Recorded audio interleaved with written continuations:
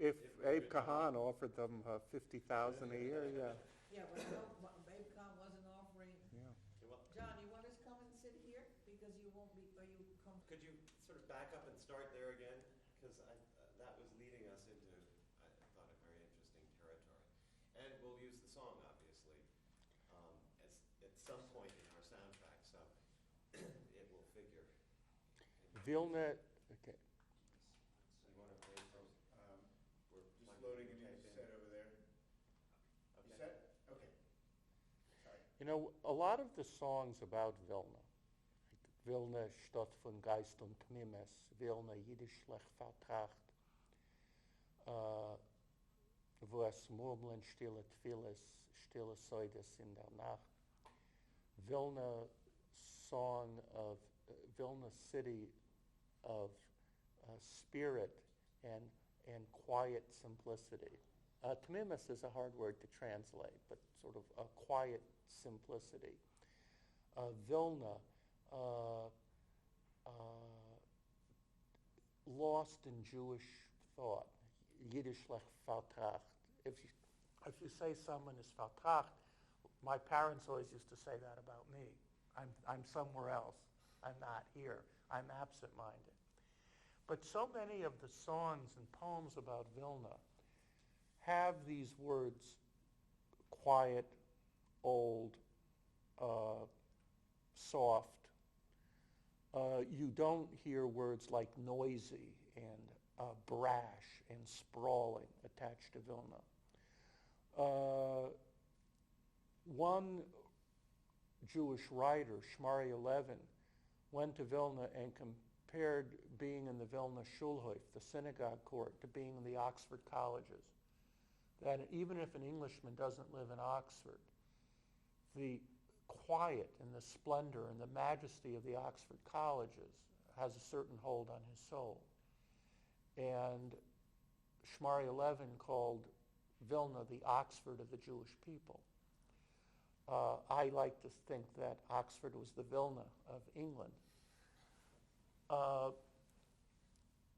But if Vilna represents a sense of quiet contemplation, if the words that are applied to Vilna are words like quiet and contemplative and spiritual,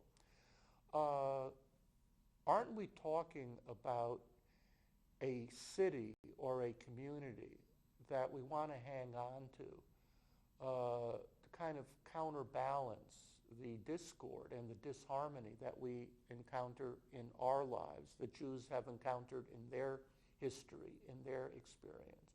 That when Vilna was such an important city in the Jewish world, what Vilna represented in part was a city that represented, what Vilna represented was a city that could stand for harmony and integrity, a community that you could get your arms around, a city that you could walk, a city that you could understand, a city that you could grasp. It was a city that could be experienced, not just physically, but intellectually. That Vilna was not just a physical location, Vilna was a state of mind. And today, of course, we've lost Vilna, just as the Poles have lost Vilna, but Vilna still represents certain qualities that we value and that we treasure. Very nice. Can you just say love and lost, because I wasn't rolling yet when you said love and lost many moons ago. You know? I forget. Oh, you just said love and lost, and then I started Yeah. rolling, but Okay. maybe they'll use that, who knows? Okay, I forget how I was saying Love it. and lost. We Love can and- hear it. He just said No, he love and can lost. run it. Love and lost. Just That's say it. that, love Three and words. lost. Love and loss. Back. Just say this. Love and loss. You have to say once more because we were talking. Love and loss. Okay, sorry, I just Okay. Yeah. thought you might I like still that. don't, I so- still don't understand, but that's okay. We'll do it.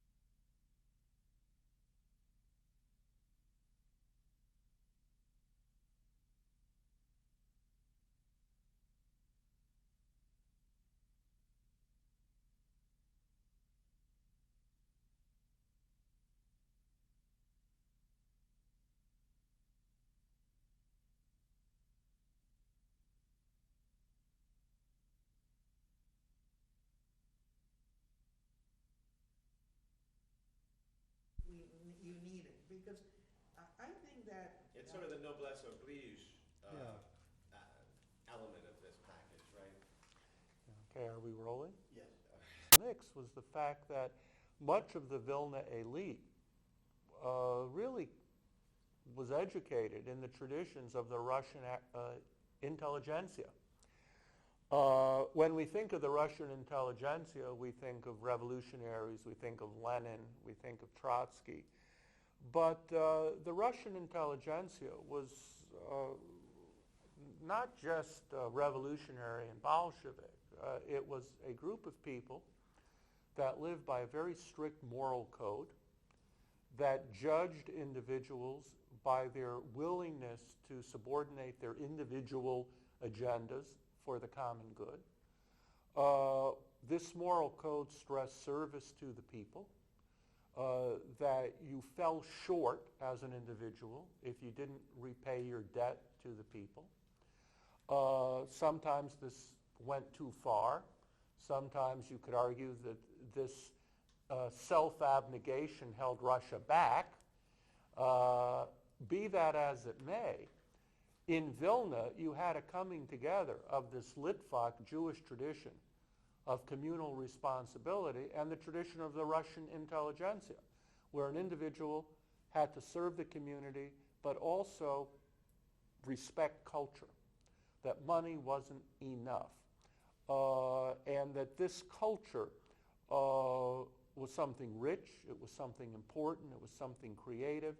It was that Russian culture that gave the Vilna Jewish intelligentsia, right from the beginning, kind of a dual identity.